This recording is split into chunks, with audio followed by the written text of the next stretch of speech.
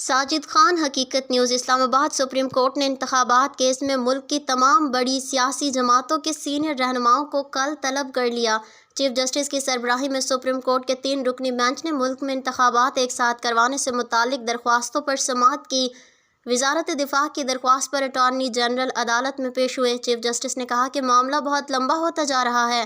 حکومت نے اپنا ایگزیکٹو کام پارلیمان کو دیا ہے یا نہیں؟ اٹارنی جنرل نے بتایا کہ قومی اسمبلی کی قرارداد کی روشنی میں فنڈز کا معاملہ پہلے قائمہ کمیٹی منظوری کے لیے بھیجا، جس نے قومی اسمبلی بھیجا جہاں سے مسترد کر دیا گیا۔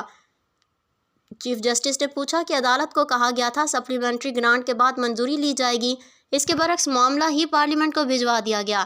کیا الیکشن کے لیے ہی ایسا ہوتا ہے یا عام حالات میں بھی ایسا ہوتا ہے؟ جسٹس منیب اختر نے کہا کہ قائمہ کمیٹی میں حکومت کی اکثریت ہے، حکومت کو گرانٹ جاری کرنے سے کیسے روکا جا سکتا ہے؟ وزیر اعظم کے پاس اسمبلی میں اکثریت ہونی چاہیے۔ مالی معاملات تو حکومت کی اکثریت لازمی ہے۔